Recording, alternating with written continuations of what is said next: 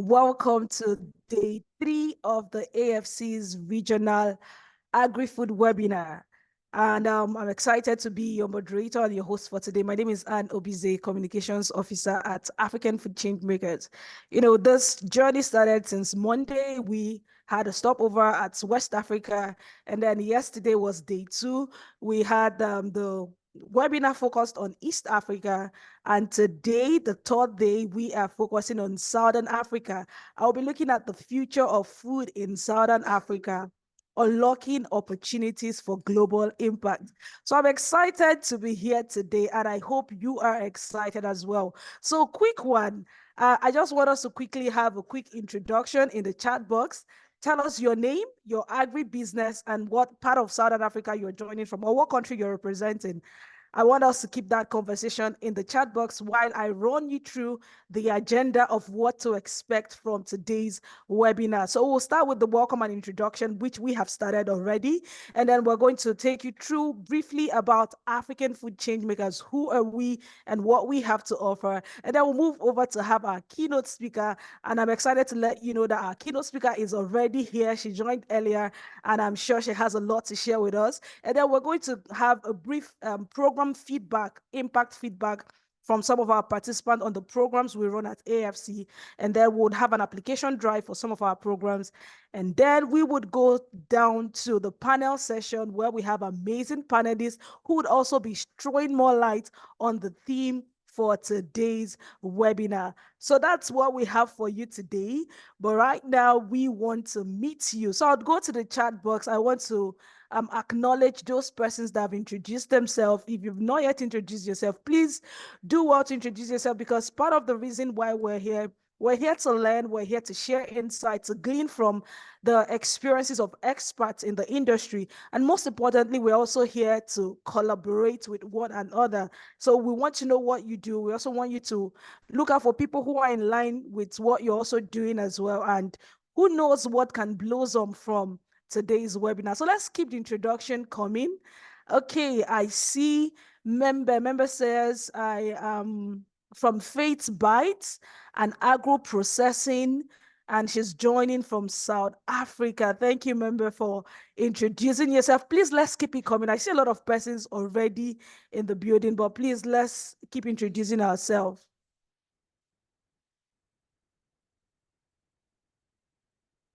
Okay, so I would move on to the next item on our agenda, but let's keep the introduction going on in the chat box, and then I would come back to acknowledge those of us who have dropped their details in the chat box. So right now, I would hand over the virtual microphone to the programs manager at African Food Changemakers, who will be telling you more about who we are at African Food Changemakers. And ladies and gentlemen, please put your hands together in the chat box. I know you can clap, we can hear the sound of your clap, but you can actually put your hands together in the chat box as I hand over this virtual mic to Ruth Egbe. Thank you. Thank you very much, Anne, for that vibrant introduction as usual. Good day, everyone, and welcome to our Southern edition of the Agri-Food Webinar Series from Africa Food Changemakers, hosted. We're thrilled to welcome you to this webinar series.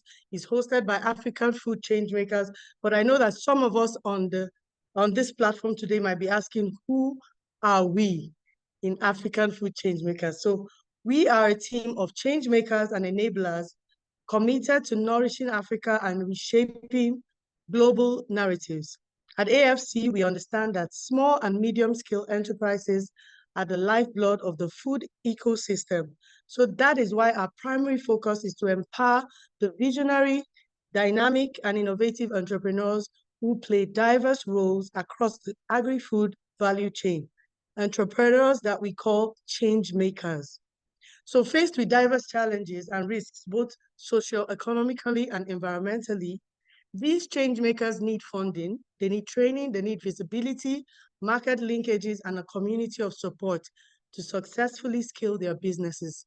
That is where we come in.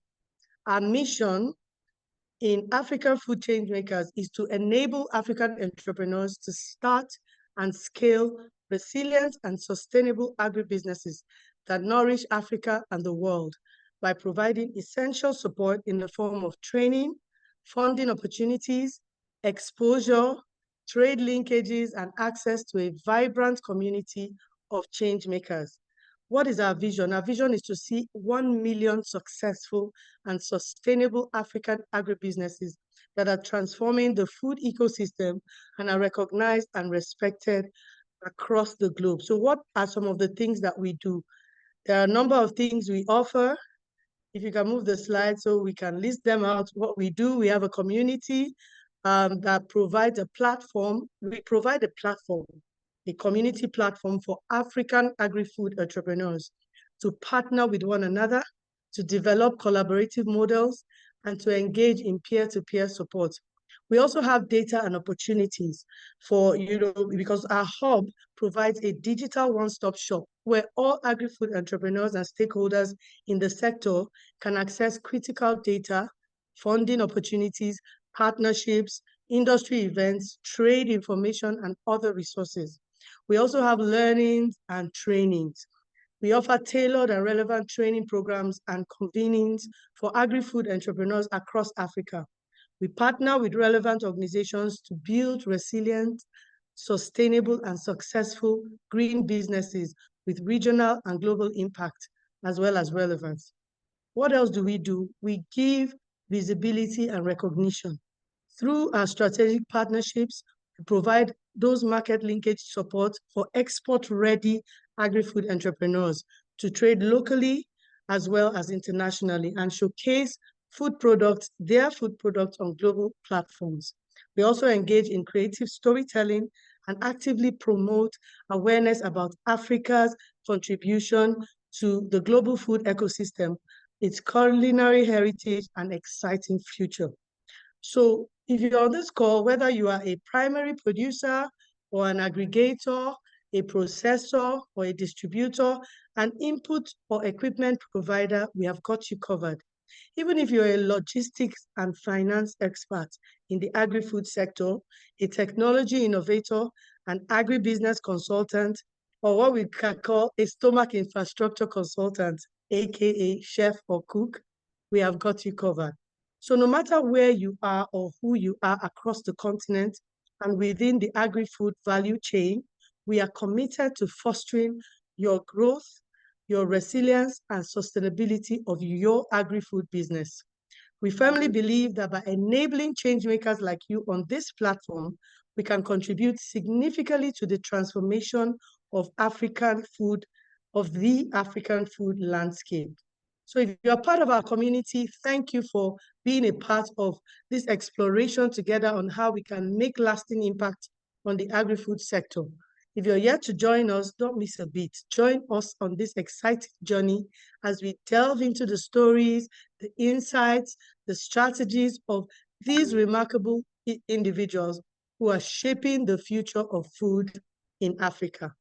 So at this juncture, it's my pleasure to introduce our very third, actually, this is our third edition, third Agri-Food Webinar Series keynote speaker, Monica Musonda, the CEO of Java Foods. Let's put our hands together, a digital hand clap for Monica. So Monica is the CEO of Java Foods, a Zambian-based food processing company, which was founded in 2012. And through her leadership and vision, Java Foods has become the leading independent instant noodle manufacturer, with their noodles fast becoming a leading brand in Zambia, Zimbabwe, and Malawi. By 2025, her vision is to transform the business into one of the region's leading packaged food manufacturers. She currently manages a team of 102 people, of which are 46% women. Monica is a dual qualified English solicitor, a Zambian advocate with over 16 years of qualification experience. She began her legal career working for the Attorney General of Zambia. She then worked in private practice for Clifford Chance in London and Edward Nathan in Johannesburg. She also worked as counsel at International Finance Corporation in Washington, D.C., and for the Dangote Group as counsel at International for the Dangote Group as Director of Legal and Corporate Affairs. She was directly involved in Dangote Cement's $13 billion listing on the Nigerian Stock Exchange and assisted the group in raising various debt instruments in the international market in excess of $3 billion. Monica was the project lead responsible for the group's $400 million investment into Zambia to build the country's largest integrated cement plant. Monica currently serves as the non-executive director on several boards, including Zambian Breweries, where she is chair, and she sits on the advisory board of Affirmative Finance Action for Women in Africa under the African Development Bank. She is the recipient of the 2017 African Agribusiness Entrepreneur of the Year Award and the 2021 Leading Agribusiness Entrepreneur of the Year Award from the Zambia Association of Manufacturers. She's a young global leader in the world, recognized by the World Economic Forum and an Archbishop Desmond Tutu Leadership Fellow. Monica is highly sought after as a speaker, and she has delivered high-energy keynotes on several key issues, including women empowerment, entrepreneurship, and how the private sector can support strengthening of African food systems. Her TEDx Houston talk has had several thousand views, and she has won several awards for entrepreneurship and for her success as a female executive. She holds an LLB from the University of Zambia and an LLM from the University of London. She has attended several business and leadership programs at Harvard Kennedy School of Governance, Oxford, Said Business School, and the IMD Business School. Let's put our hands together again as we welcome Monica Musondo to give her keynote speech. Thank you very much. I hope you've caught your breath there. I was hoping you weren't going to read the whole. Can you hear me? Can you hear me? All right, thank you. Can you hear me well? I can hear. Hello? Yes, we can hear you, Monica. Perfect, Yes, great. I can hear you. Great. I was just saying, I hope you caught your breath. I was really hoping you weren't going to read the whole bio, but thank you very much for the introduction. And thank you very much for having me. I think what is really important is actually what we're going to talk about today, and it's really the future of food in Southern Africa. And I just put something on LinkedIn, and my point was to say how Southern Africa can really be the breadbasket of this continent. And I think for my keynote address, and please excuse me for not having any slides, I will focus on a couple of things. I will give a little bit of background on the factors that made our business a success, and then talk about really the opportunities that are available in Southern Africa and what we're seeing now, what we're seeing play out in the food sector. I think what is very obvious is that many countries in Southern Africa actually grow food very well. I come from Zambia, which, as you see, that is the blue country in front of your screen there, which is surrounded by several countries. And if you look at most of the countries around us, Zambia, Tanzania, Malawi, Zimbabwe, we have over the years seen really strong yields growing in terms of maize and soybean and wheat. However, what we haven't seen very well is the processing, that the downstream really grow. But I think this is actually the story. This is the beginning of my story at Java Foods. As you said, I was a lawyer for many years and I practiced corporate law. And every time I came back, I really felt that there was more to do here in Zambia, but knew I didn't want to do law, and therefore really challenged myself to enter into the manufacturing space because we saw a lot of food being grown, but not enough food being processed into packaged food for our local consumer. We have a lot of imports into the country, and which were very expensive for everyone. And therefore, I thought that was an opportunity. But let me also share with you some interesting factors which really made me think that entering in the food space and in the processing space, which is further down in the value chain, was really an opportunity for us. We looked around and we saw one really strong feature, and the feature was that we were a very young population. So we really recognized, and this is not just for Zambia, but a lot of the countries in Southern Africa, we are very young, about almost 82% of the Zambian population is below the age of 30. And this is significant. It means that what people are choosing to eat today is very different from what they chose to eat 10 or 15 years ago. It means that the young people are influenced to eating more interesting type foods. They are not afraid to challenge their palates, to spend even their little bit of money on food as long as it suits certain things, and certain things like convenience. Here in Zambia, we're seeing a lot of urbanization, which means people are coming to the cities to work, and they don't have the time necessarily to cook, spend hours and hours in the kitchen, and therefore they're looking for foods which fit into a category that is convenient for them and that they can eat meals literally on the go, but are also affordable. And I think that's where we saw definitely an opportunity to really focus on our target market, which were local Zambians who were on the go, who were either students or young professionals, and who didn't have very big budget. But we also looked very internally at our raw materials. We were truly trying to create affordable foods, but using as much as possible locally grown food products, and really stumbled upon an opportunity, which maybe for people in Nigeria is not really an opportunity because you've been eating instant noodles for years, right? But in Zambia, it really wasn't a thing. It was an import really targeted at an expat community because Zambian population wouldn't eat noodles. And we really challenged that view, say, but why wouldn't they? If it answers the key questions about affordability, accessibility, and convenience. And can we produce a really good product using locally sourced materials and really just and challenge the bigger brands? And we started this over almost 10 years ago. And as you said, we're now the biggest brand here in Zambia and in the neighboring countries, which means, right, that actually consumption patterns have really changed.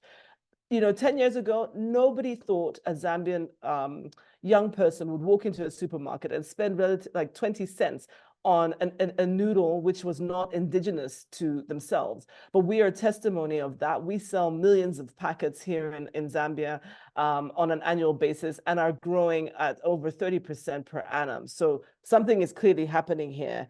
But apart from this, what is still the same for Southern Africa? And I think that's an important point that we must all appreciate.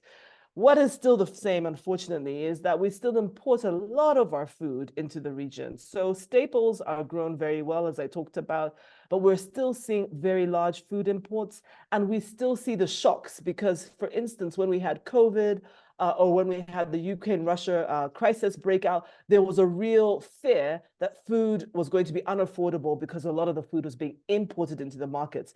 But what this did is really for a lot of the governments around in Southern Africa to really question why we couldn't have more local production.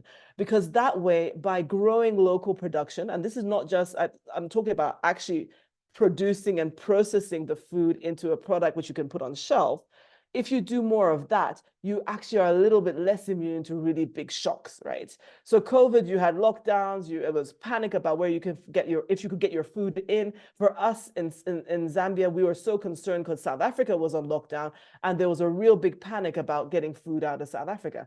But imagine if you're able to grow your industry much more and you depend much more on local. Shocks like this that don't really affect you, or to some extent, it's a lot less. And I think now the challenge is still there, I think, but now what we're seeing is a much more open approach by policymakers, by even private sector, because even now we're saying to ourselves, actually we should take this opportunity and produce more products which answer those key points and sell to a market which needs food products and reduce the imports, right? To really grow the market, really challenge ourselves and really and feed people what they can afford and what they want to eat. So I think what that remains key. The second thing, which we are now seeing a lot about and hearing a lot about, is food insecurity. So we're somewhat relatively luckier in Southern Africa with climate change and the effects of things like El Nino. A lot worse in East Africa, where we're seeing literally no rain. we're actually seeing a bit too much rain. But the thing about it is that because of that, we are now asking questions around what we should be growing a lot more of, much more climate resilient crops. Maize remains still a very strong staple for us, but it's such a thirsty crop. We need a lot of rain. But now we're seeing a lot more people, particularly asking for other raw materials. So speaking for Java, which we are a big wheat wheat flour user, we are now challenging ourselves to see what new formulations we could use. Could that be an instant noodle or a product which uses things like a millet flour or a sorghum flour, or even something like a tuber like sweet potato, which we see in Asia. I mean, we do see a lot of instant noodles made out of sweet potato. And is this the turning point for us now to think much more differently about formulations, given that we are really quite concerned about what climate change is going to do to yields and availability of certain crops, and of course, price. Remember, price remains key in our markets because our markets are relatively poor, if I can use that, and therefore we really need to make sure that food remains affordable. But what this has happened, it has given us a new opportunity to think about formulation, what new products we can do, and now we're getting a lot more support. So now we're actually raising our hand to get more technical support around formulation. How can we do better? How do we understand how we can get make products which are much more shelf-stable, also have a great taste that people can enjoy, and new products. So I think that this is a challenge still, but a lot of great thinking around what's coming out of the food insecurity.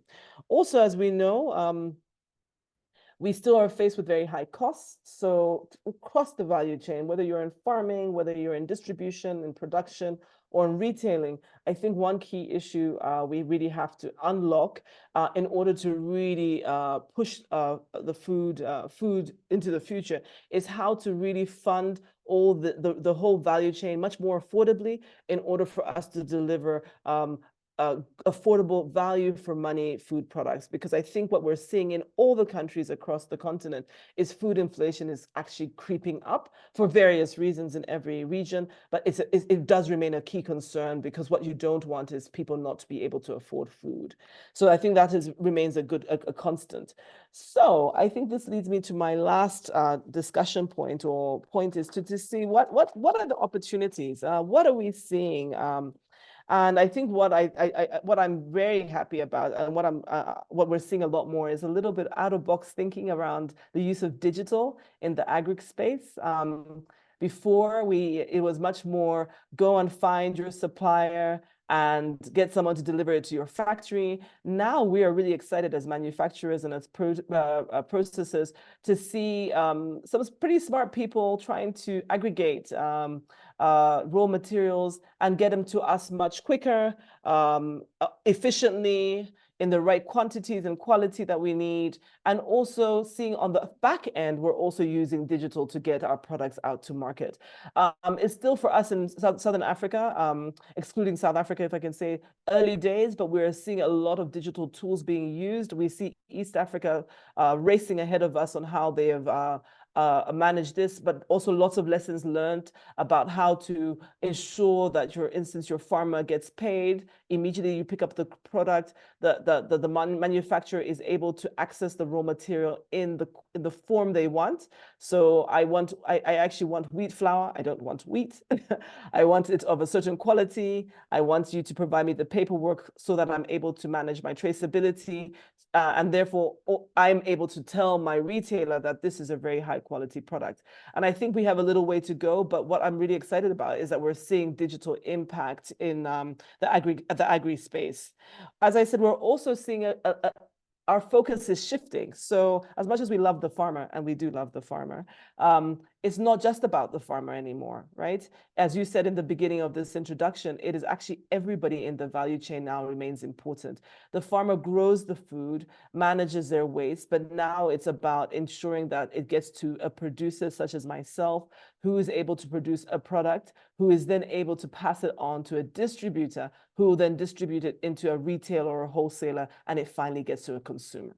right? So this value chain needs to work, and we need to focus on every aspect of the value chain in order for it to be efficient and in order for it to actually work. And everyone talks about farm to table or farm to fork, right? We need to talk about this and actually make it work. But I'm happy to see that there are more developments about actually supporting every actor in the value chain now, and a lot more support, whether it be grants, technical assistance, lower cost and financing for everybody. I think that's really important. It's no longer just about the farmer. And as I said, we still love the farmer, but everybody needs support, right?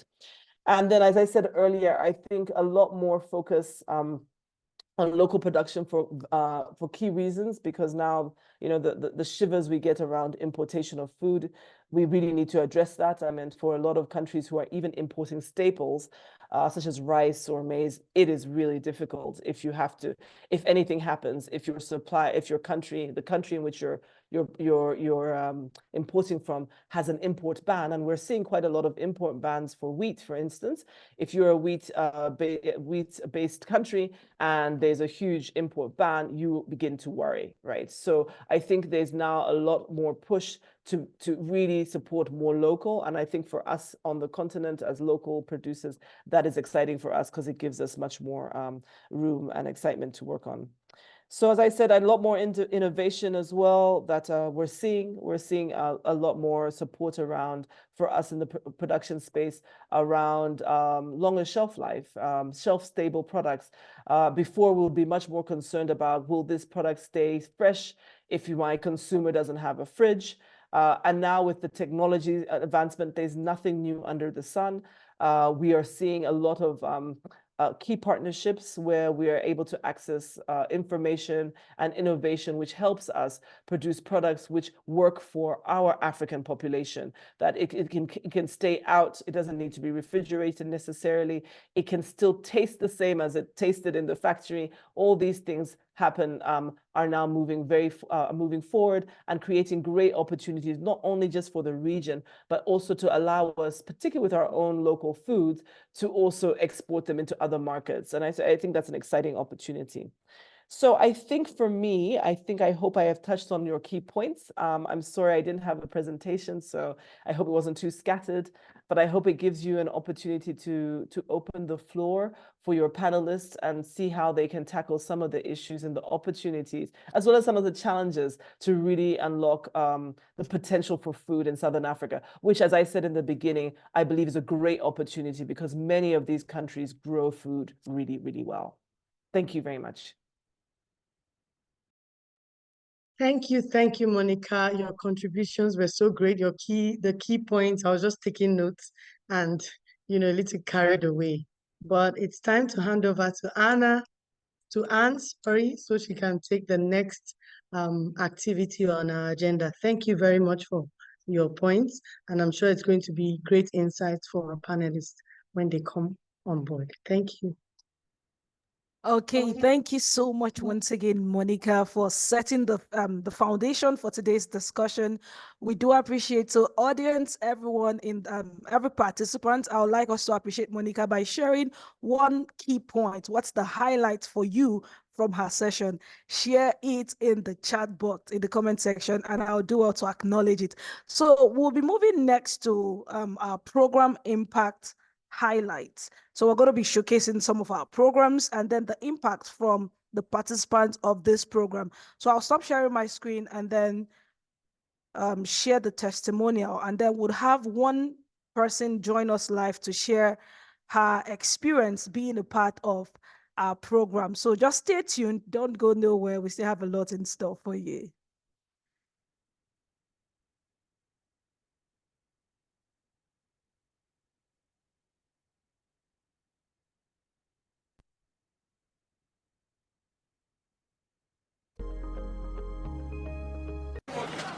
Good afternoon, everyone.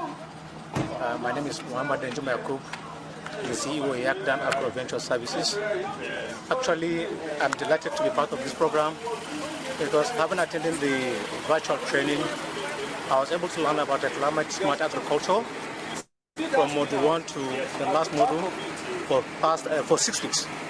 Actually, I was impressed having this virtual session, and when I got the information concerning concerning the study visit, it's made me to be happy to at least meet new people and collaborate to see how I will put my my enterprise ahead. Actually, I'm a cassava processor. Today, I was able to see 4 new varieties released by ITA.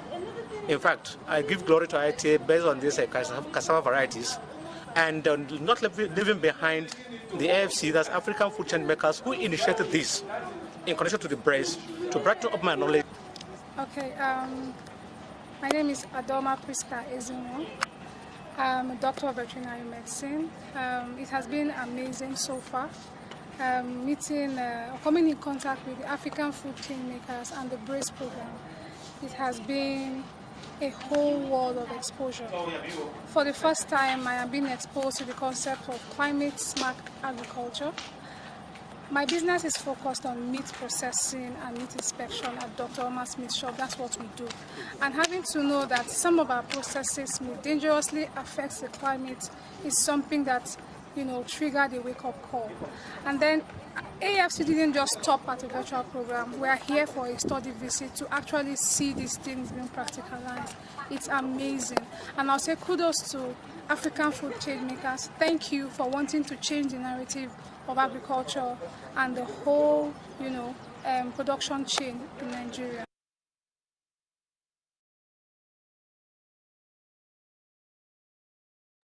Okay, so that is one of our program called Brace, Building Resilience Against Climate and Environmental Shock. And we're excited to let you know that the first cohort of this program trained 500 participants, 500 agripreneurs, exposing them to climate smart practices, how they can start, mitigating against climate change and also, being prepared for the challenges. So the second cohort is currently, application for second cohort has started, and we're excited to let you know that this second cohort is also available in French. So for people who are French-speaking region of Africa and you're not so fluent in English, you also have the opportunity to be a part of this program. So that's I'm going to talk more about that, but right now I want to move on to the second program where we share the impact from one of our participants, and that program is called the Scaling Export Program.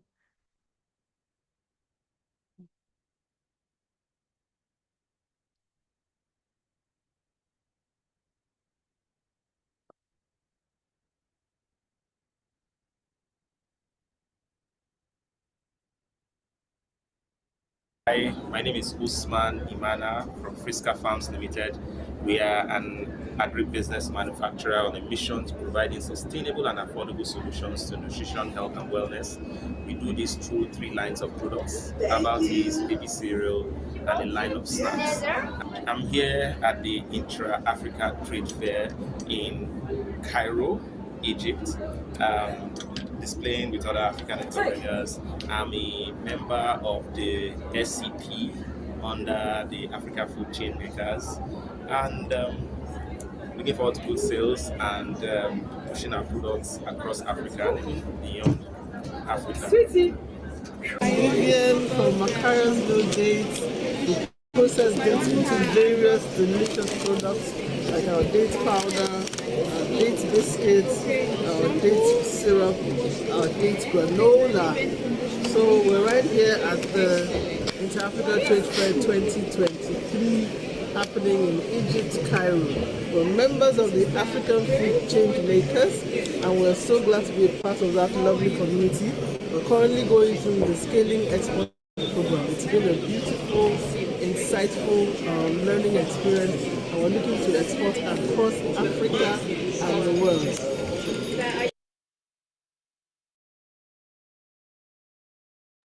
Okay, so you just heard from 2 of the participants for the first cohort of the Scaling Export Program. And the Scaling Export Program is one of our programs at African Food Chain Makers that helps agripreneurs prepare for the export market. So you get to learn about how to become ready, export readiness. What are the guidelines? What are the documentation? What are the processes you have to understand to be able to export your product to other African countries, and not just Africa, and the world at large. So that is our second program at African Food Change Makers.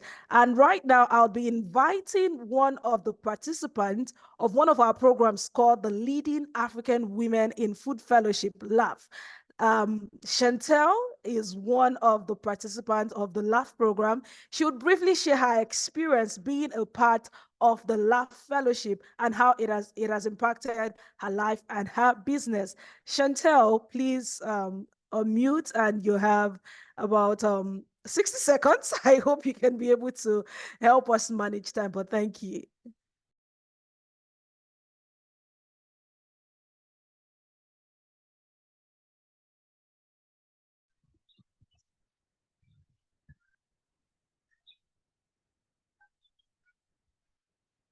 Hi, and am I there?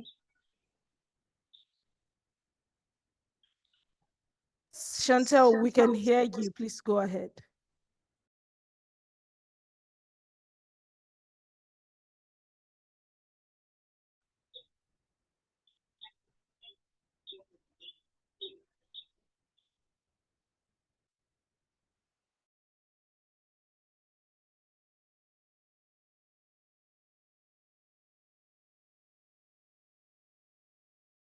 Hi, Chantel.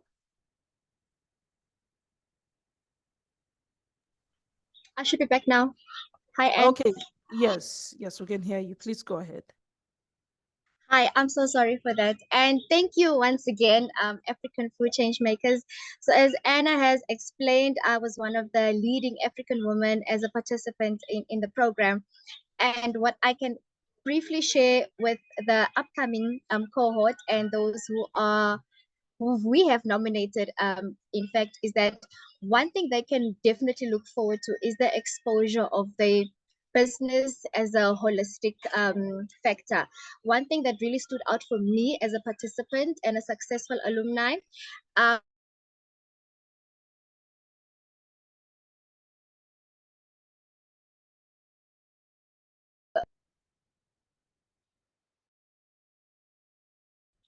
am I there?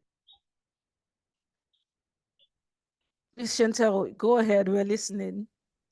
I'm so sorry. Yes. One thing that really stood out for us was the fact that we got great exposure in the Europe side of the world. And this was one of the opportunities that we got exposed to in the African Food Change Makers program as a leading African woman. And today we are also set to export internationally and just not in the African continent. So one opportunity that holistically gave us great exposure was to export to Europe in Germany, and as well as to Egypt, which is in an African country. So I am very grateful for the honor and opportunity that the African Food Change Makers actually, the effort that they embrace all the women with.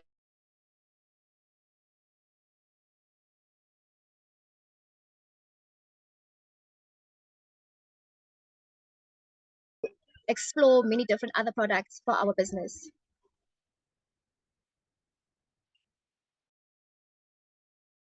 I'm not sure if my network keeps cutting.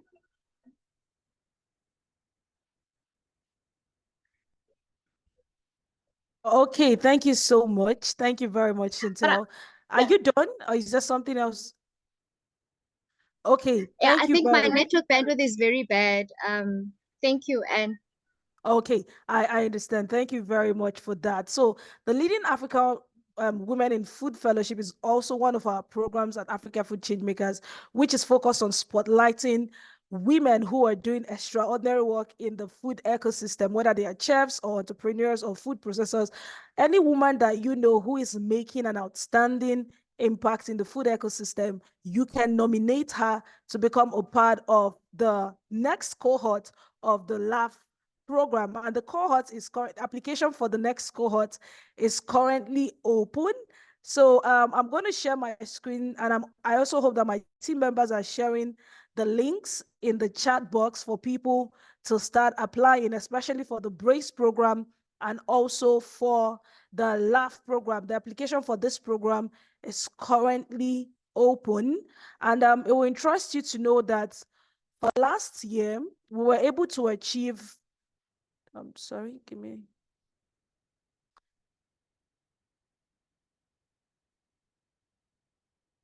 Okay, so last year we had over 48 funding opportunities for entrepreneurs. We also, shared 115 exhibition and event showcase opportunities. We also exposed our members to 14 exclusive event access, as well as 74 access to markets. We also had our members nominated for 3 awards, so 3 awards nomination, 19 speaking engagements, and 3 training, fellowship, and acceleration programs. These were some of the impacts we made last year. And right now, I want you to click on the links in the chat box. If you're interested in any of those programs, these programs are absolutely free. You don't have to pay. All thanks to our funders and our supporters for bringing this program free to agripreneurs across Africa. So you can nominate any woman who is making a difference in the agricultural landscape with the link for LAUGH and also for BRACE, the Building Resilience Against Climate and Environmental Shock. And most importantly, you can also become a member of AFC by clicking on the link to sign up to become a member.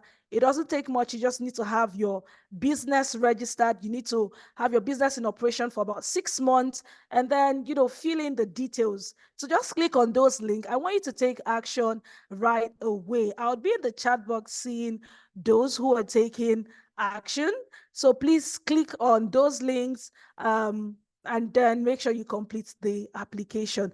Okay, so I'm going to go next to the next agenda, but I want you to know that we are still looking at the future of food in Southern Africa, and we're unlocking opportunities for global impact. Our keynote speaker has set the foundation.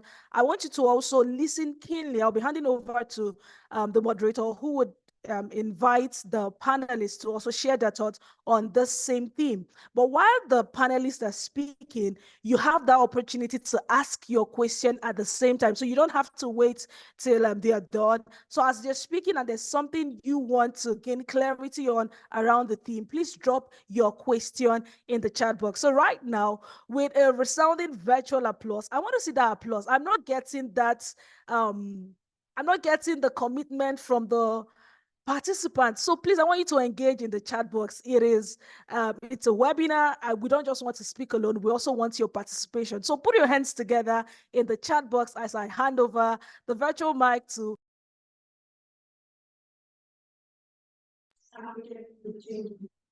Thank you again. And that was a great, vibrant session. And always I get carried away and, listening.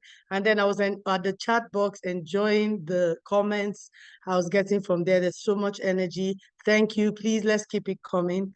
Right now, we're going to get into the meat of the session where we have 3 wonderful panelists that are coming to share their insights about the future of food in Southern Africa. And I'll be introducing them one by one. So I'll start with Dr. Victor Siamudala, who is the World Fish Country Director for Zambia and South Africa.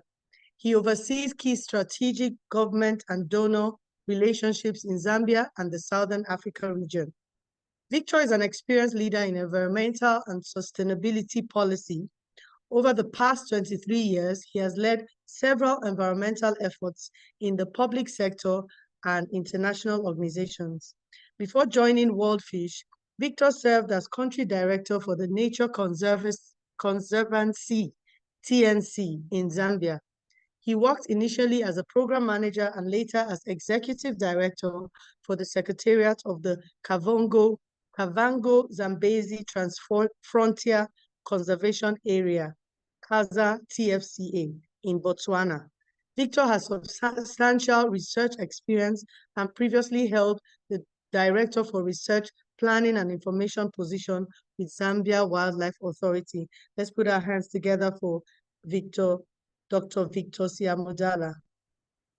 Mrs. Dlamini, our second panelist, Rechi Dlamini, is an agri-industry consultant possessing over 17 years of expertise in agro-processing and project implementation for emerging farming and agro-processing businesses. She has deep understanding of multiple value chains, including leather, milk, cosmetics, and fruit and vegetable processing, enabling effective advisory and capacity building. With a successful track record in the Eswatini sugar industry and initiatives in South Africa, she coordinated equipment sourcing, built stakeholder relations, and facilitated the entry of smallholder farmers into the industry. Mrs. Lamini's skills include data analysis, coordination, and implementation, making her a highly proficient agribusiness professional. Last but not the least, we have Chef Coco Reinhardt, who is the chef patron of Chef Coco. The Reinhardt family history is a culinary love story dedicated to the fine flavors of Africa and the African culinary renaissance, which can be tasted in every mouthful of Coco's food. Currently a third generation of accredited chefs, Coco attended the École Hôtelière de Namur in Belgium and Institut Supérieur de Gestion Hôtelière in Namur. He worked in Belgium, in Holland, in Democratic Republic of Congo, the Ivory Coast, and South Africa. Chef patron at Epicure Restaurant in Johannesburg. He's chef patron at the Epicure Restaurant in Johannesburg, South Africa. Chef Coco Reinhardt's philosophy is that a modern world culinary citizen who is also an African by birth. Chef Coco Reinhardt's philosophy is that of a modern world culinary citizen who is also an African by birth and choice. He combines classical French training and skill with the panorama of spectacularly expressive but previously overlooked African food in a modern, sophisticated, and utterly delicious manner. In doing so, he has uniquely contributed to developing an unrecognized new world food genre. He has numerous over 16 recognitions, and just because of time, we might not be able to read all of them, but among which he is the top 100, his restaurant is the top 100 South African restaurant since 2008, and he is also the main judge for the LB Cook-Off Show, among many. Let's put our hands together and welcome Chef Coco Reinhardt to our panel session in our very third Agri-Food Webinar series, very first Agri-Food series, but this is the third edition, and we're happy to have this great panel to come speak with us. I'll be jumping into the conversation so that we can start getting their insights across, and I'm going to start this conversation with asking Dr. Siamudala. I want to ask, as an environmental policy expert, what sort of strategies, when you have experience in Zambia, we have experience in South Africa, but what sort of strategies can Southern Africa as a whole implement to promote sustainable and resilient food production? Our keynote speaker talked about the future of food being linked to homegrown foods. So what sort of strategies can Southern Africans, implement to promote sustainable and resilient food production in response to the challenge of the future of food in South Africa? Thank you. Thank you very much. Doctor, are you there? I think I would like to start the discussion by, first of all, indicating that... Hi, Dr. Victor. Hello, can you hear me? Hello? Yes, we can. Yes, please go ahead, Doctor. Okay. I was saying that I would like to start by, first of all, stating that we only have one world, and this earth is limited, it cannot expand anymore, so we need to look at how we can grow food sustainably in the light of increasing population but within the limited planetary boundaries. And it is for this reason that as the 1CJ era, we always work with governments across the agri-food system to ensure that agricultural agri-food systems are actually environmentally sustainable by ensuring that we're able to grow more food with less impact on the environment, and in particular also with a less carbon footprint. And some of the strategies that we've been recommending to government, and we are pleased that most of the governments have adopted most of these recommendations, basically hinge on issues of technology adoption that improves the productivity and production of the farming units, but also looking at how we can also make the whole value chain climate smart, and issues around inclusive food systems, where we are able to look at issues of gender, particularly women and youth participation. So for increased productivity, we always look at, as 1CJR, we deploy innovations around seed varieties that are able to give more yields on a limited piece of land, and then seed varieties and livestock species and fish species that are able to adapt to the changing climate. We're also looking at issues around food storage that are climate smart in order to reduce issues of post-harvest losses, because with increased post-harvest losses, then you are impacting negatively on the environment. The third piece is also on raising awareness among the farming communities, but also across the other value chain actors on the effects of climate change, but also on the need of environmental sustainability, because the whole agri-food system is linked to the climate system. It largely depends on the ecosystem services that are generated by Mother Earth. And therefore, it is important that people see this linkage and are able to then practice agricultural systems that are compatible with the landscape or the agroecological systems. We are also looking at issues of providing climate services to the value chain actors so that they're able to make decisions that are based on empirical evidence in light of what is going on with our changing climate. There is also the issue of providing innovative financing so that these technologies can be adopted by the value chain actors. And then also it's an issue of policy change that should then enhance climate smart agricultural practices, and more so on nature-based solutions that would then help all the value chain actors to be able to insulate themselves against shocks from the changing climate. So those are some of the strategies that we've been working with, but also leveraging on digital technology in dissemination of, for instance, climate information services, but also making available market information so that all the value chain actors are able to look at what is happening on the market, who is producing what and in what quantums, and who is the buyer, and who are the aggregate buyers and the like. So there's quite a lot of strategies that are deployed. And in addition, we also work in building capacity of public institutions and farmer-based organizations in the different technologies that are climate smart.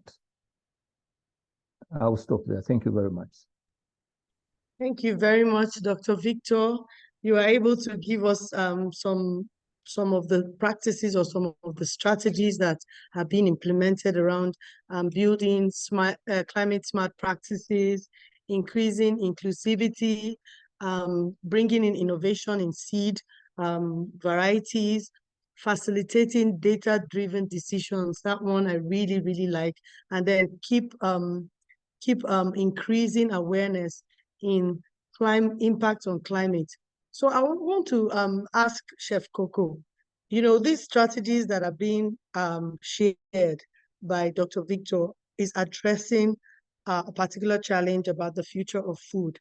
So I want to know, from drawing from your experience as a chef, who is someone working in the food value chain, and you're right there, smack in the center of this food value chain. What are some of the challenges you've experienced, real life challenges on the future of food production or supply or distribution? What are some of those challenges, and how have you been able to overcome them in your practice as a chef, and in the area of the food distribution, the food, your practice as a chef, and how you've been able to handle the challenges around access to the condiments that you need for your business? Okay, good afternoon, everybody, and thank you very much for having me in this panel. It's really an honor for me. I'm the type of person who don't like to speak about challenges. I would prefer to see how can we go forward. There are challenges. Everybody knows our challenges, especially in the distribution. We are in a continent where distribution, it's really, how can I say, very difficult to, you know, in South Africa, for example, we import cassava and plantain banana from South America instead of going on the market in around country where plantain is rotting on a daily basis on all those markets. So we all know that. One of the best way, I think, for us to really combat that will be really to shift towards sustainable practices, okay? And make sure that the impact of food on the environment we are playing, it's really, really our main focus. That's really my goal. The way I design menu, it's around that. The way I design food for events, it's around that. You understand? I'm trying to have the less impact on the environment. As Professor said earlier, we have only one planet, okay? There is nothing less we're gonna leave to the future generation, which is more important than this planet. So therefore, let's start thinking about it and know how we can, you know, start being sustainable-minded human being. So for me, to start really focusing on eating African is something very, very important for me because of the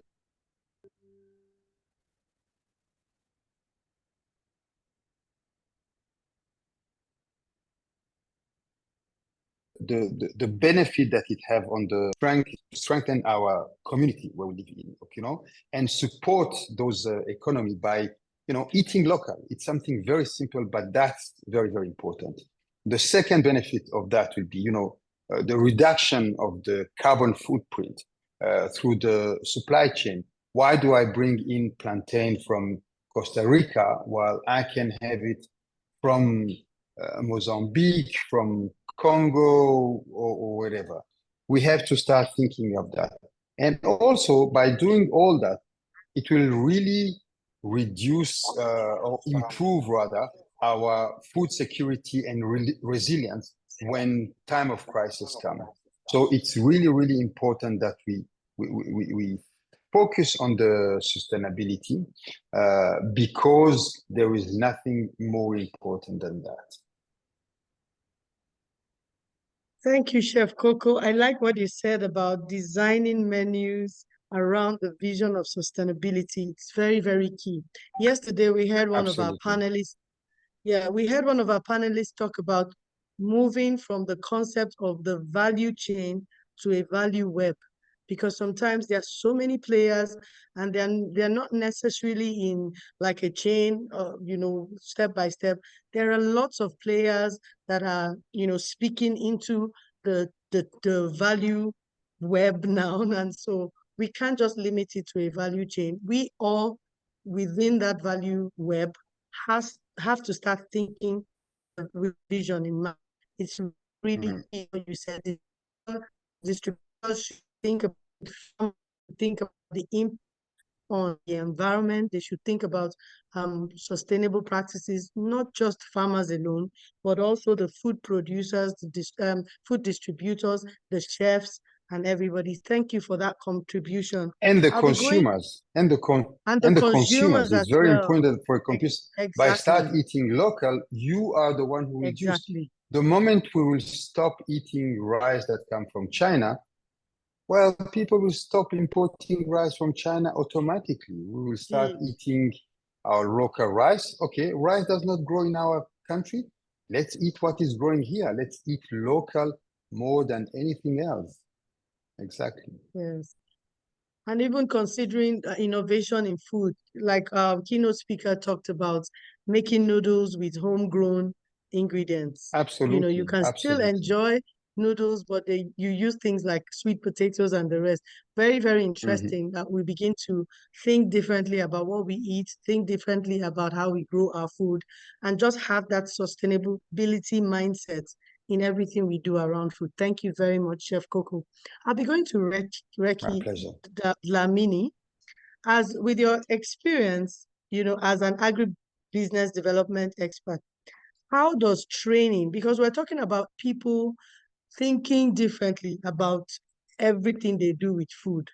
So what you're into agribusiness development. So I want to ask, what sort of training, you know, what sort of awareness strategies or interventions can we bring in to the space to make people more aware about these issues and to make them start thinking about changing their practices, changing their decisions around food, so that we all can work together to ensure that we sustain, we work sustainably and actually protect the future of food in South Africa and in other parts of Africa. So kindly share with us some of the insights you have around the training and awareness that go improving the decision-making, improving practices, improving mindsets around sustainability in the food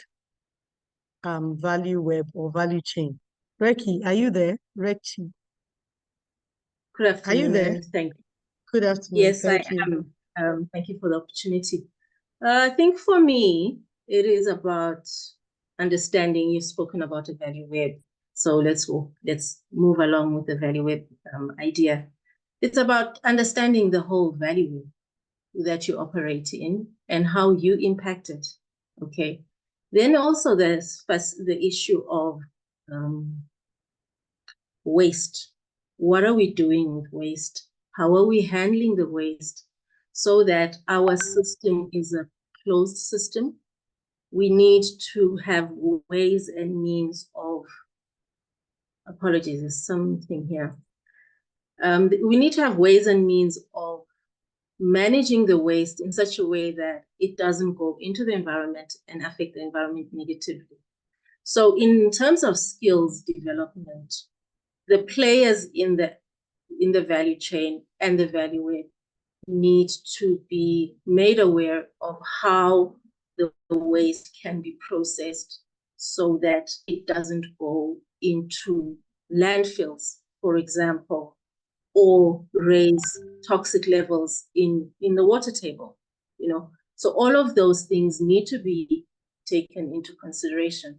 So the chef, for example, on our panel, he would ensure that in his hotel, in his restaurant, they practice zero waste. And if it means asking other people to come in and pick up the waste and use it for other processes, so be it. You know, For example, they can use the used cooking oil could be made into detergents, and that removes any problems of disposing of that oil. But obviously, you also want whoever is taking it to go and use it in the way that they've said they are going to use it. So there are certain relationships that have to be in place there. And also the fact that whatever you are working with, our keynote speaker producing noodles, if they start producing noodles from cassava, for example, what is happening to the cassava peel? It can be used for animal feed? Can it be the guys keeping livestock? Can they come in and pick it up and take it away? Or can somebody else take it and process it into animal feed first before supplying to the farmers? So those are some of the skills and the awareness that we would want to build in every one of the systems in Southern Africa.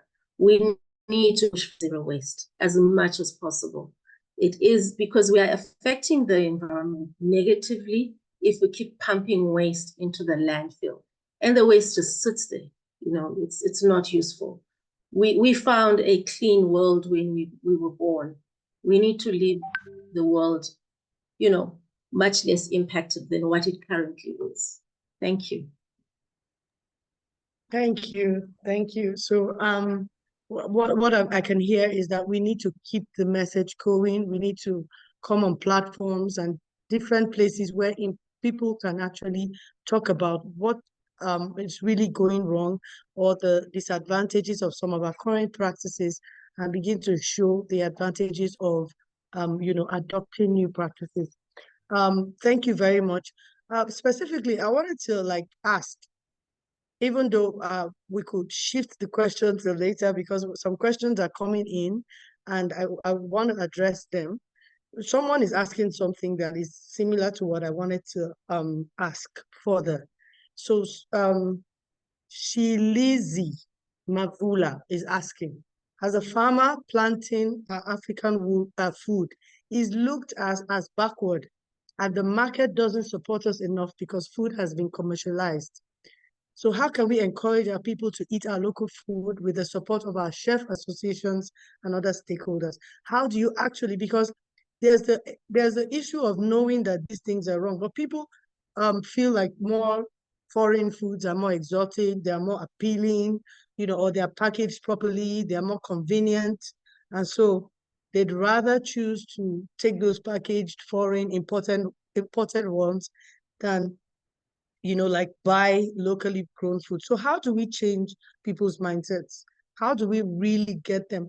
What can be done in reality to boost the attraction of our food, homegrown food, so that people will naturally gravitate towards it rather than the alternatives that they have in the imports? I know Chef Coco said something about if we buy more homegrown food, then the need for importing will be taken off.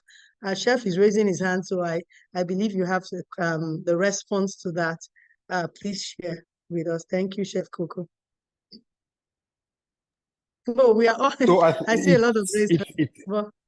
I know. Thank you. That's why I knew it will be a very important question. That's why I wanted to be the first one. So I really think, as I said, eating low, there is no need, or it doesn't make sense for me when I visit Burkina Faso to go and eat a pizza there. That doesn't even make sense.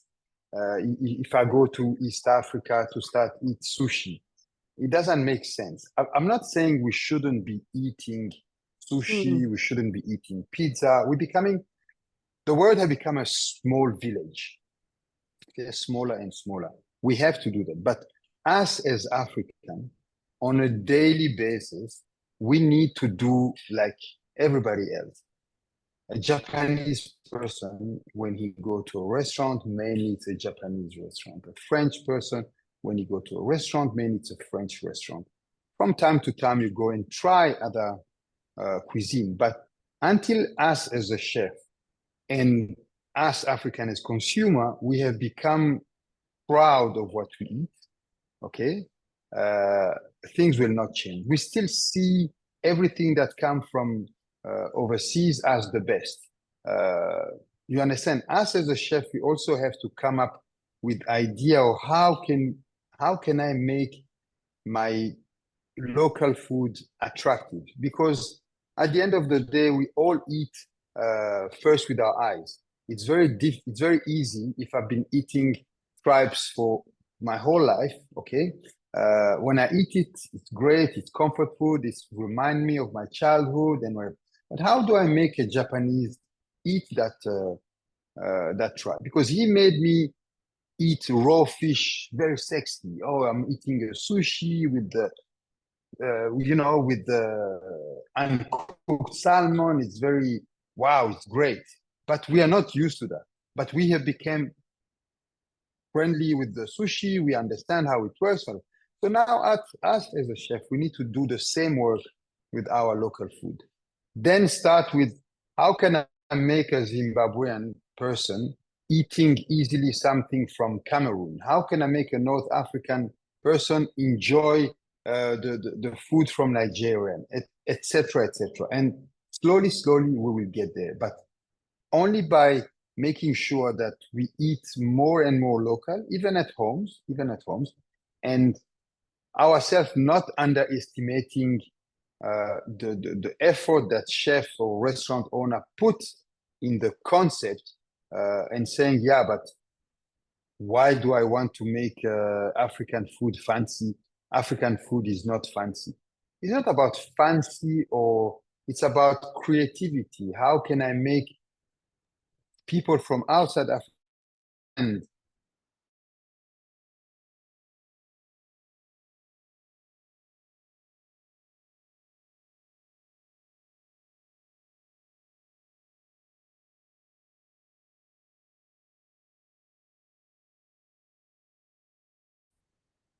Yes, can you hear me?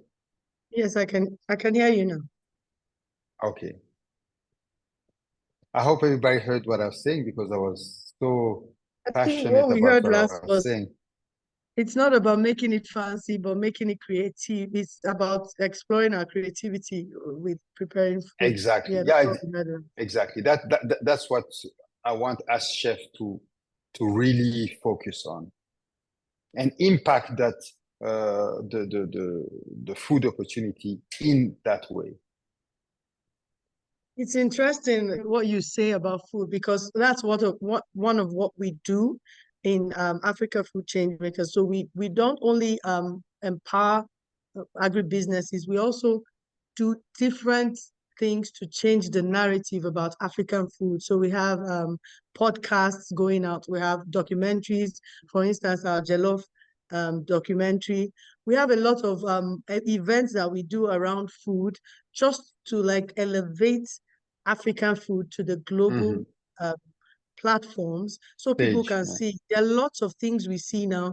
We saw a lot of Instagram posts about NBA games where they are serving Nigerian soups and all that. So it's about being proud of our heritage and bringing it out to the global stage, and enjoying it and getting other people to enjoy those tastes, because actually Africa has the tastiest palette of dishes in the whole world. And sometimes we don't feel confident that it's good enough for the world, but it is indeed. As there's a lot of testimonials that come out, and it's interesting that you're saying so more chefs, Africa chefs, need to be seen. They need to explore their creativity in the area of presenting Africa food, and we're hoping to see more chefs do that. Someone said something. There's a comment I want to read that kind of encapsulates what you said. It says it's a question of reimagining various products in different ways, substituting our own indigenous grains, and the person said, it's Shipo Matole said, I know of a company in Lesotho manufacturing mostly from indigenous grains. So that's great. Yes. Someone said, our food is beautiful. Had similar responses when we started making snacks with more pain, caterpillars.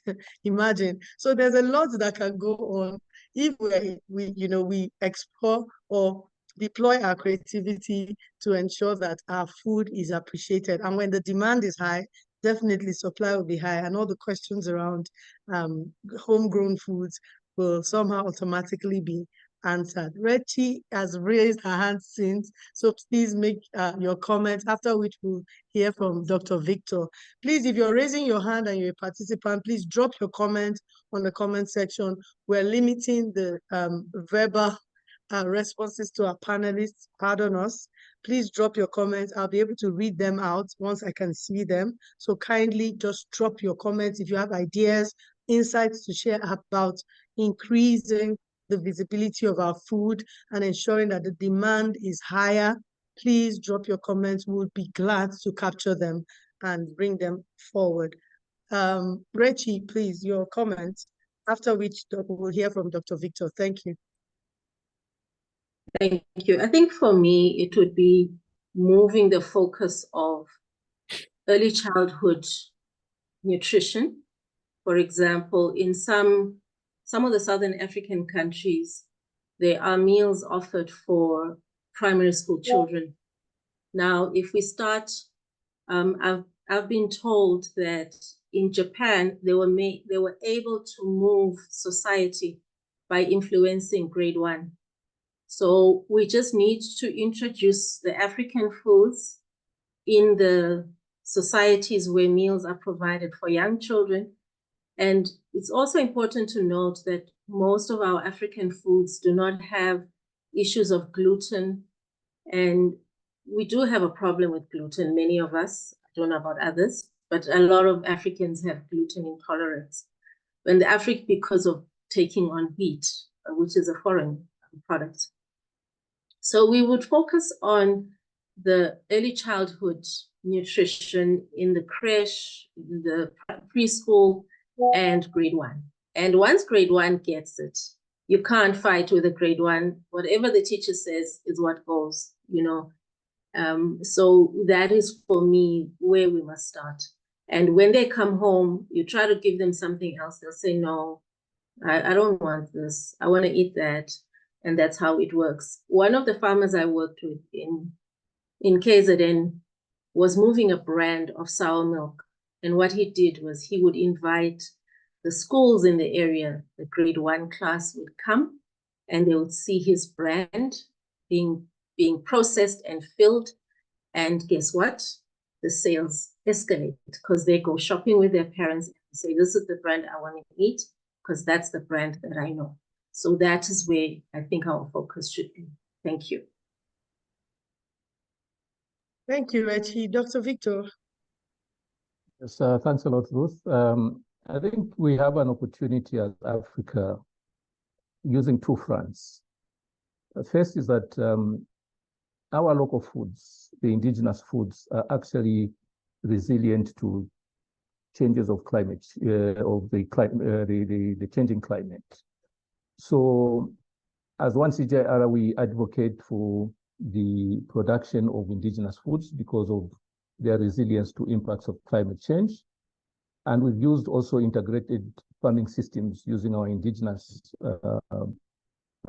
foods. This cuts across crops, livestock, and fisheries. And for instance, as Wild Fish, who is the leading institution in the 1CGR on the aquatic food systems, we are promoting integrated agriculture, aquaculture food systems, where we're able to help farmers to grow, say, leafy green vegetables with small livestock integrated with aquaculture. And then you create more or less a circular economy, farming system rather, and dealing with the issues of waste from one farming system becomes an input into the other. So you reduce on the waste that is generated at farm level. So that is one angle that we have that we can sell as Africa. Secondly, it's on the issue of nutrition. Our indigenous foods in Africa are highly nutritious. And as Wild Fish, we've been promoting this, particularly where we've created products that are fish-based, because fish is a nutrient-dense food. So for instance, in countries like Malawi, people we've developed food recipe books there, and in Zambia, people are able to produce biscuits, for instance, from fish. And we have the fish powder porridge, where you mix, say, millet or sorghum with the fish powder, and you make porridge for the young ones. And these indigenous foods that are nutritious, that actually helping to address challenges of malnutrition across Africa, school feeding program that has already been mentioned, micronutrient deficiencies that we see high at the age of 5, and also in women of reproductive age. And for us, we get inspired, listening to what the keynote speaker, Monica, said about where she's thinking of replacing some of the inputs that she uses in producing noodles, for instance, maybe to incorporate sweet potatoes. And for us, we are really happy with that, because we can work with her through one of our CG centers, the International Potato Center, because that's one of the areas that they are specialized in. And also we can bring on top the issues of the fish powder that can be incorporated in the noodles so that they are more nutritious. Thank you very much. Thank you very much, Dr.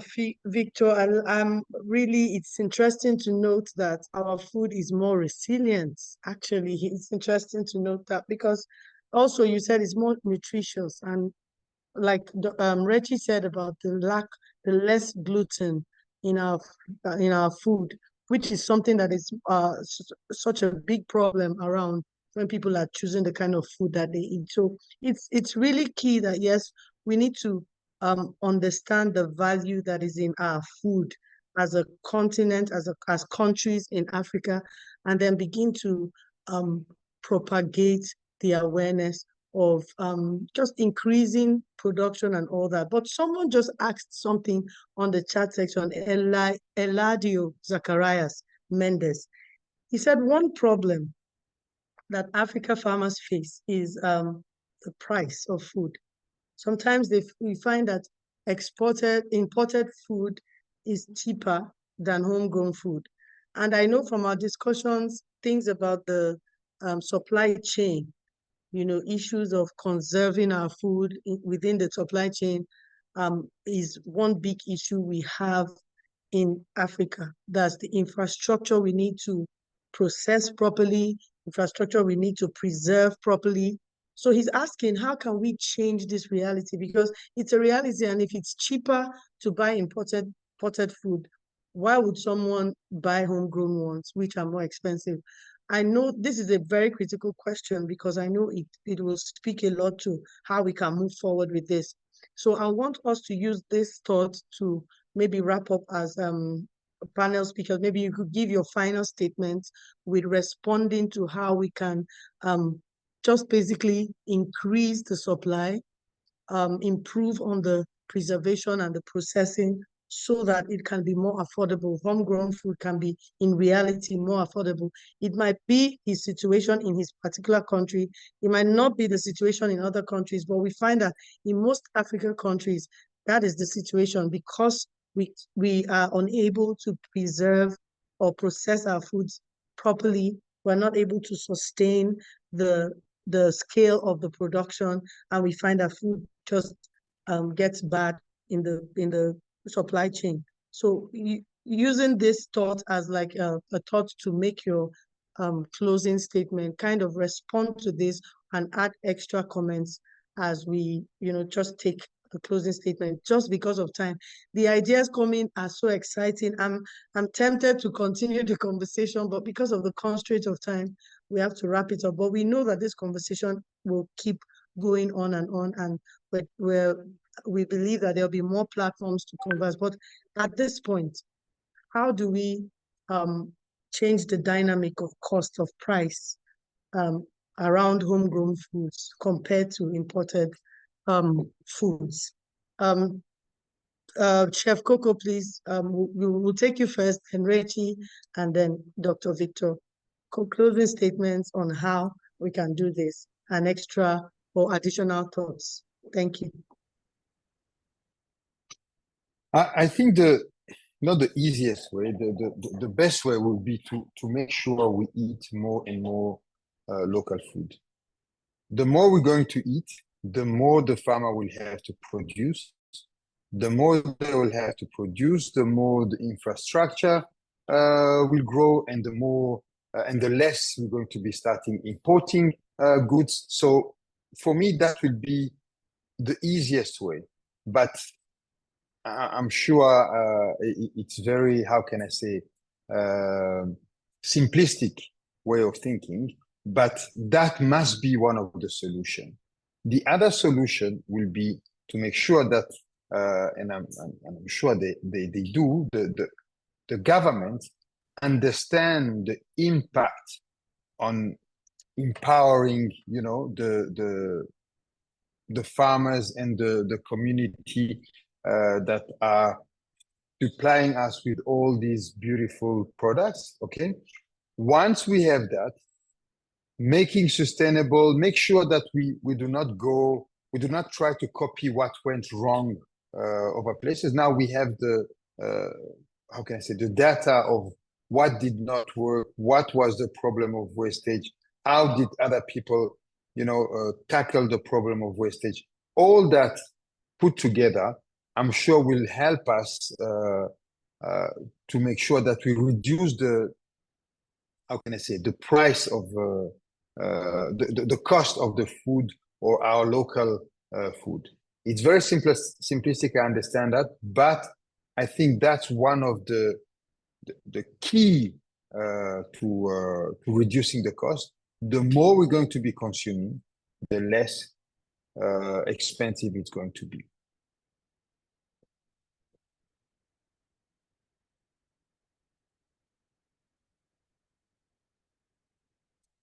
So did you hear me? Yes, I did. Reggie, okay, can you please make your comments? Thank you. I think for me, there are two facets to address. The first one is organic certification. Most of our food is organic. The farmer needs to be assisted to obtain organic certification, because then they will appropriate a higher return for their produce. And organic certification opens us up for export into, you know, the markets that will pay much higher fee for what we are producing. And then secondly is about the presentation of the food. Are we packaging our food, our processed items competitively? If not, we need to bring in some audience. You know, the audience that doesn't edit their responses. The 8-year-old, the 7-year-old, when we present, is this appealing? The teenagers, is this appealing? Because that is the bulk of the consumer. Are we presenting our products in an appealing manner to the consumer, the largest section of the consumer society? And that is where I think it's pivotal. When we crack that code, we will make more returns for the farmer, as well as make more returns for our local produce, and it can also become internationally competitive. Thank you.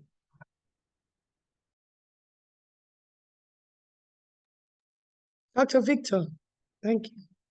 Thanks, Ruth. I think part of the solution lies in the way that you structured this webinar as African food change makers. You started by having Java Foods as a processor. And to us, that is a clear indication that we need to make markets work for the food systems in Africa.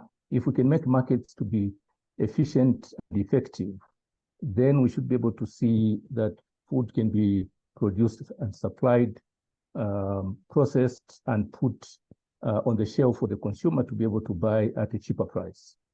But going beyond that, also, it's a call to the African governments to invest heavily in infrastructure that links markets to the producers.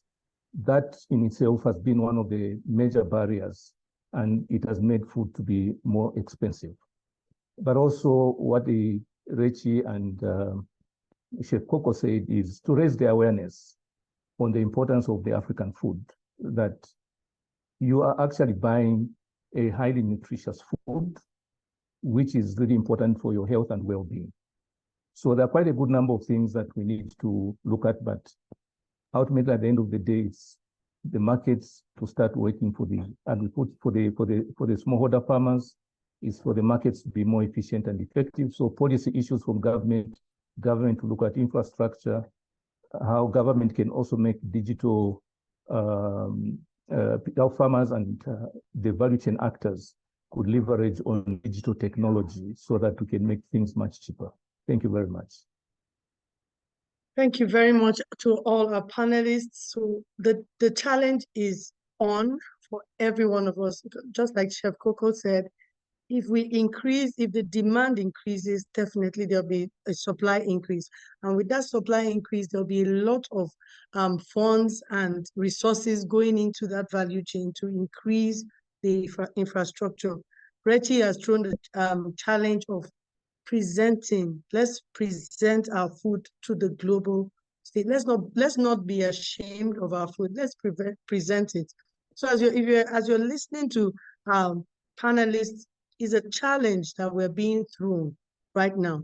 And as African food change makers, that's what we talk about. We're trying to get the word across to our agripreneurs. We're trying to get the word across to the global public, to a global audience, to say African food is actually nutritious, it's tasty, it's resilient, which is one thing I've heard right now. I've learned in this our panel session that our food is more resilient, is more tasty, it's more beautiful, it's more colorful. It's said over and over. And then Dr. Victor talked about linking infrastructure that links the market to the producers. It's a challenge to governments, it's a challenge to individuals that we really need to make the market work. We really need to make the market work because our food has to go out there. Our businesses have to be profitable for us to drop, for the prices to drop. And so every one of us has a part to play. So wherever you're playing on this value chain or value web, just ensure that this the tips on visibility, the tips on demand, you demand it. It's your responsibility to make our indigenous foods come out there and be projected as what it really is, so that we can increase the profitability and the sustainability, and then actually protect or preserve the future of food. Thank you to all our panelists. A lot of questions have come that we're not able to address, but we know that if you keep in touch with us, if you come into our hub, if you come into our social media spaces, we'll be talking about some of these insights, and we'll be sharing key takeaways. And also we'll be responding, finding ways to respond to the questions you bring into the comment section of our social media pages. We're interested in getting you to be equipped and empowered to do what it takes to change global narratives and also begin to grow sustainable businesses. So I want to use this opportunity to say thank you to Chef Coco, to Reggie Dlamini, and Dr. Victor Siamudala. Thank you for your insights. Thank you for your comments. I'm sure it was an insightful session for all our participants, and we hope that we'll keep on getting more opportunities to hear from you. So right at this moment, I'll be handing over to Anne to wrap up with announcements. And thank you very, very much, everyone. Thank you to our panelists. Thank you to our participants. I hope we'll see you later on another platform. Also remember that this series is still going on. We have 5 days across the 5 regions, and this is our 3rd edition. We have another edition tomorrow going to the Central, and then our last edition going up north. So you can join. The links will be dropped on the chat box to register. You can still join any of the series going on. This was directed to the South, but you can join any of the editions. Thank you, everyone, and I will see you later. Over to you, Anne. Okay, ladies and gentlemen, we have had an insightful, engaging session with our panelists.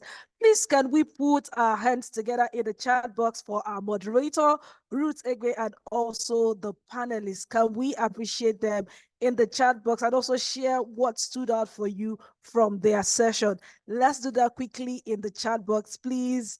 Okay, I can see everyone appreciating, saying thank you, Chef Coco. Thank you to the speakers. I see the hand of applause. Let's keep it coming.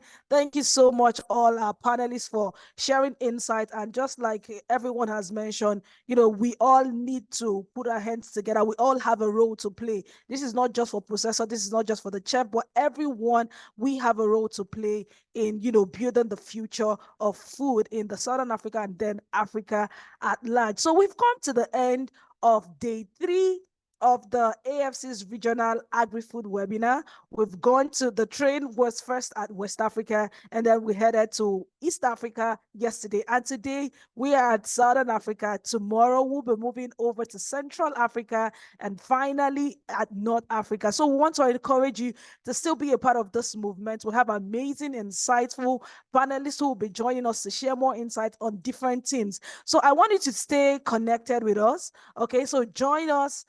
Follow us across our social media handles. It is African Food Changemakers on Instagram, Facebook, and LinkedIn.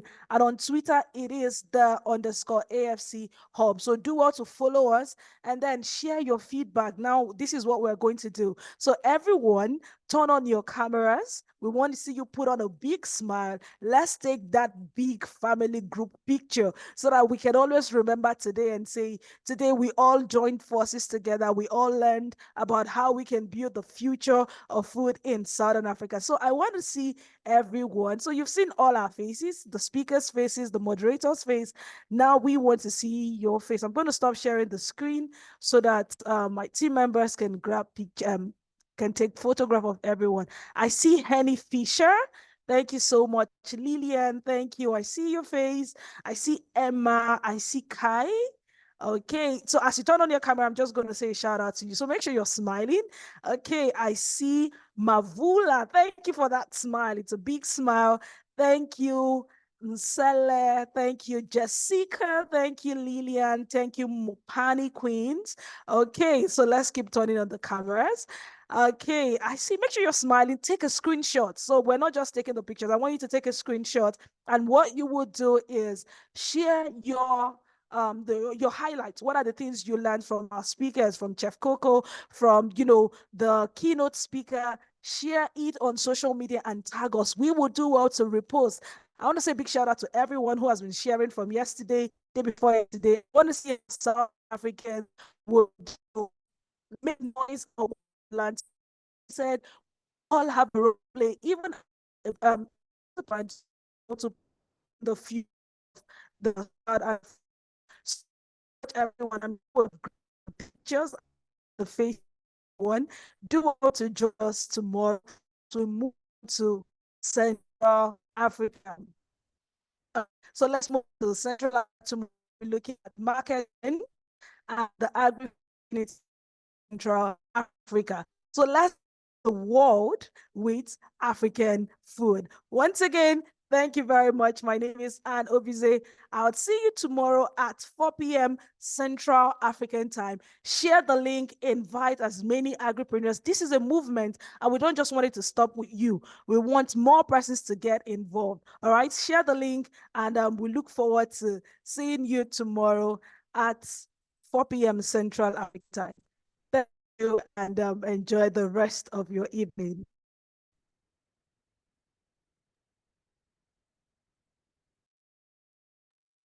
Thank you. Thank you. Bye-bye.